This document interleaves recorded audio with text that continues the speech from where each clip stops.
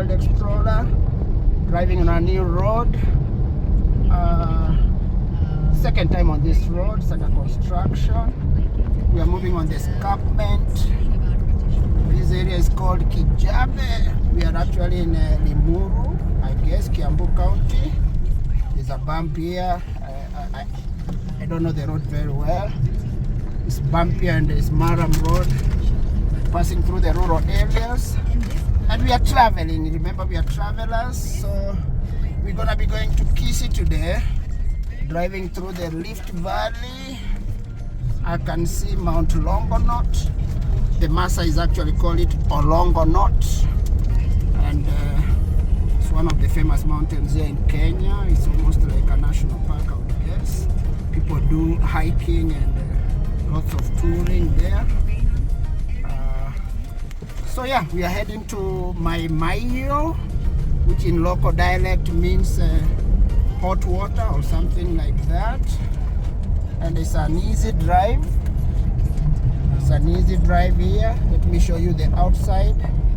You see the rural areas. The road is rough. It's under construction, and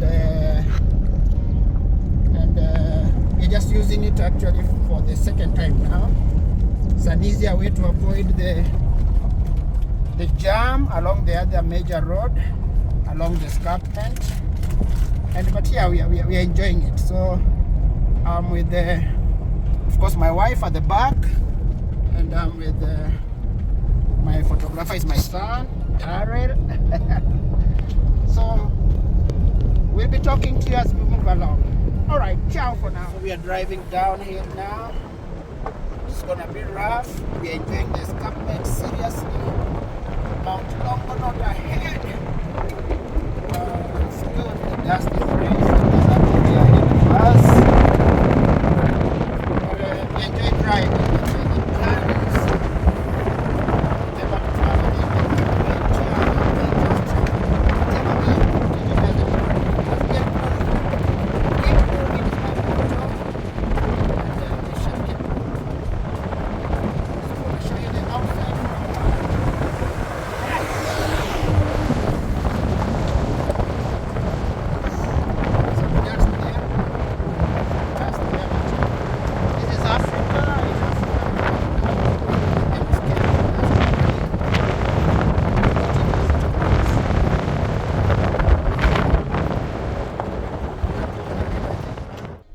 Crazy views ahead here.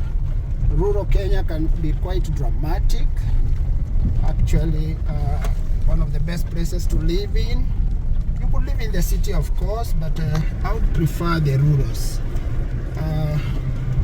The road is under construction. Remember, we're on the same road, and it has some turns and twists. But we'll go slowly. I will follow the truck ahead. I hope there's no problem ahead. And yeah, Mayo is the next stop. Some truck here is kind of messed up. We'll just pass beside. There are crazy boulders here, but we have a 4-wheel drive, and we could go to the desert and come back alive. So we are doing good. Charlie Boy here, World Explorer, approaching Mayo from Kijabe side, doing a bush drive. We've seen a few monkeys along the way. Remember, the African bush is always very exciting. And yeah, that's how it's gonna be. Let's keep moving, let's keep moving. And some goats crossing the road here. I have to slow down. Alright, we are actually now in Mayo town. This is a transit town with a stopover for trucks. A major stopover for trucks before they go onwards to Naivasha. Another transit town along the Rift Valley floor. Actually, we are on the escarpment, on the edge of the escarpment. So we've just done Kijabe, the rough road. We are actually relieved to be on the tarmac road now. Gonna turn right here and take the highway to Narok. But we'll pass through several towns. We'll pass through Suswa, we'll pass through Tulele, we'll pass through several towns actually. It's a major transit road also to to Narok and to Kilgoris and Kisii. And even Masai Mara, of course. This is the route to Masai Mara. Very popular route here. We are now right at the junction of the two roads to Naivasha and to Narok. Alright, so we're driving down. We'll be sharing as we go. And it's amazing driving on these roads. Kenyan roads have improved seriously because most of them are tarmacked. Very few are untarmacked. And we really enjoy the drive. Rural landscapes are amazing. Dotted here and there with small churches, schools. Now we have petrol stations with art cafe restaurants, my favorite. I take cafe latte normally. And so yeah, let's keep moving, let's keep moving. Let's keep traveling. Right, still moving. Now approaching my favorite stopover for coffee. Actually cafe latte, not kahawa tungu, the way Kenyans would love to call it. I prefer cafe latte. Buffalo Curio. Buffalo Curio is a popular stopover along this route or route, and it's owned by a friend of mine, John, and his team. They sell an amazing array of curios and African artifacts, African kentes, African kitenge, African kiondos, and all that stuff. And I really love stopping there because it's clean and neat, and recently it was renovated and upgraded. The buildings are amazing. Kudos to the architect. I don't know the young man, but I would guess it could be a young man. Kudos to the architect.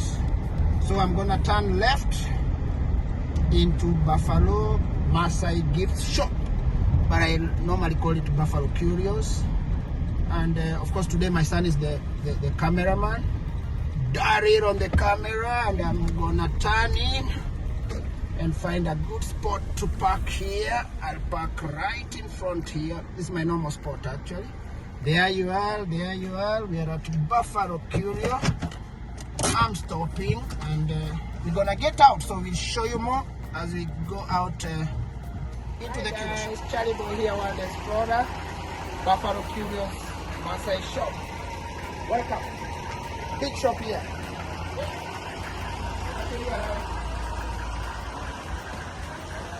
Good stuff here. What's up?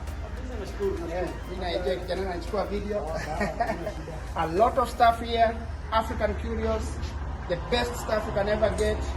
Buffalo Curios is the place to be, and I love how they do some of these things. Just look at that, the energy. Is this a leopard or a cheetah? I'm not sure.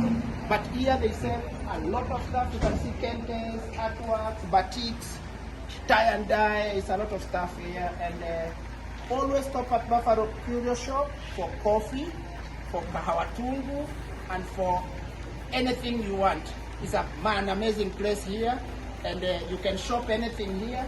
The prices are good, and you'll get whatever you want. Thank you. So we can. All right. So at Buffalo Curio, remember recently I was in Sierra Leone and I was seeing a lot of stuff. Here they have belts. We have belts here that are amazing. We have children clothes here. We have. I'm actually feeling like I'm back to Sierra Leone. The colors are as vibrant. It's great. It's a great experience being here.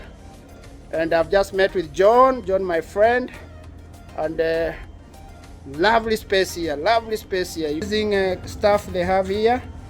Buffalo Curio has always excited me. Wow. The energy in some of these carvings is amazing. There's a hunt here. There's a lion taking down a buffalo.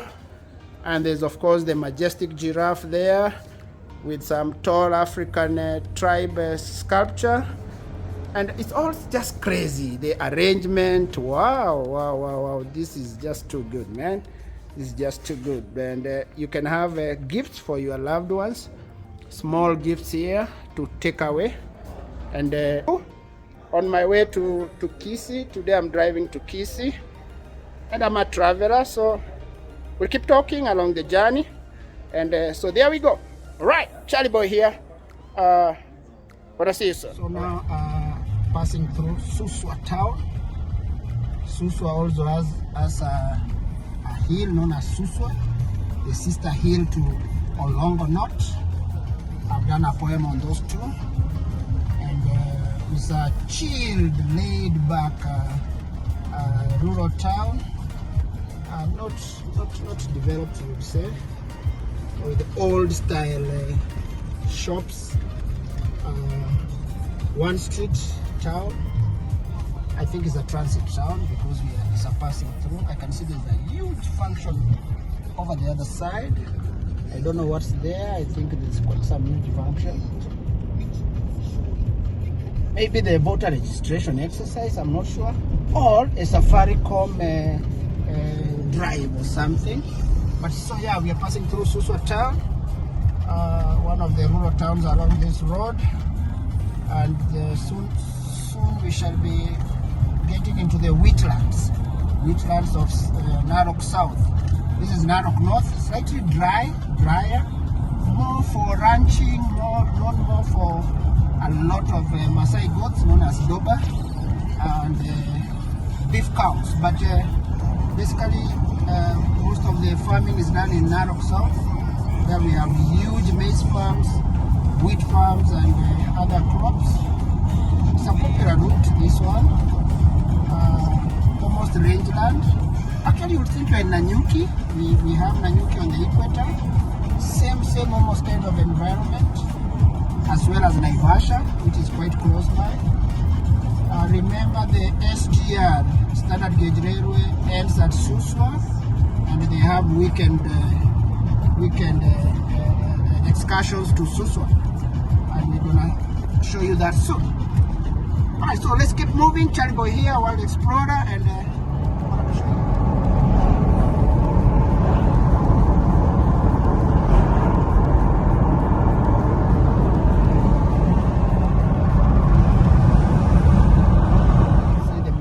Now, expansive maize farms ready for harvesting. We are at Enkare. A lot of roast maize is sold here to passerbys. This is actually a rural Maasai, totally in the rural areas. But we have a new hotel here next to a petrol station, which livens up the rural landscape. Just gonna show you that development has come to what we call Mashinani, rural areas. This is the bread basket of South Narok South. And it's amazing here. We have huge farms. It's the gateway to Masai Mara.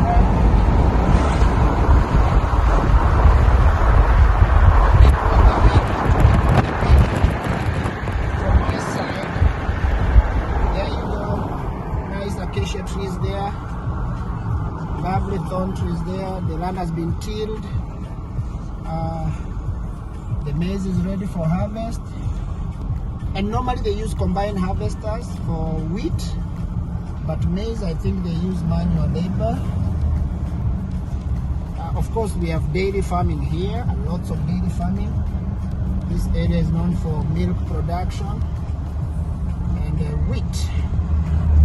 So let's keep moving.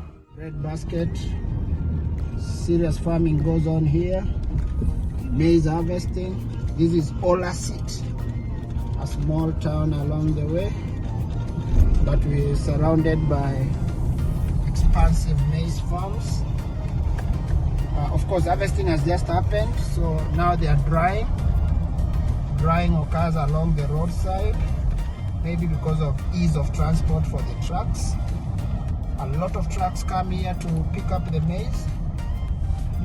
Mostly, I would say, trucks that are dealing with bread and unga. We call it maize flour. We call it unga here in Kenya, and it makes the staple food ugali. So this is the bread basket, just like Trans Nzoia. We have Narok. Narok also is well known for wheat farming and maize farming. Okay, we keep moving. Let's keep moving. Now in Narok, at Cafe Narok at Ruby's, next to the Narok Stadium, Olentimama Stadium, I think nowadays. I love this joint. Nice juices. En route to Kisii, waiting for pizza, get a snack, light lunch. Then we move on. It's kind of windy, but we are loving it. Because it's short rains in Kenya. We are loving it here. And we'll be talking to you once we reach in Kisii town.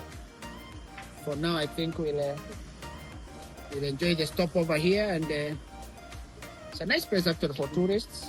Narok is known for tourism, but the joint here is quite good. We are on a rooftop terrace, and quite nice. So see you later in Kisii. Approaching Mara River Bridge at Mulot Sunset, the only town known as Sunset, Mulot Sunset. The Mara River, famous Mara River that gives name to Masai Mara, and that is the lifeline of Masai Mara. We've just crossed the bridge. There you are, that is the Mara River. Here they call it Amala River, but in Masai it's called Mara River. So you can notice the difference. Now going through Mulot town, Mulot Sunset, and it's a linear town, of course. Today seems like a market day. Lots of donkeys, lots of probox on the road, tractors, several people are in town. I think it must be a market day. So we're just passing through Mulot on our way to Bomet as we aim to reach Kisii before 6 p.m. or 6:30. So we're moving not too fast, not too slow. We have a fast car, of course. You can see the market is busy today, and we have to be careful here. Too many motorbikes, too many pedestrians, lots of local folks selling local stuff. You can see lots of fruits, and it's a good thing. In the rural areas, market days are very useful. You get to exchange products and goods, even live animals, even dogs and cats, by the way.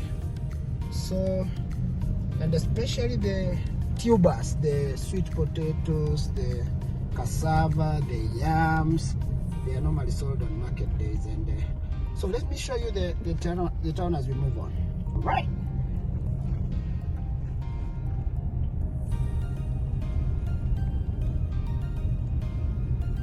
Some onions there. Spring onions, very popular in this area.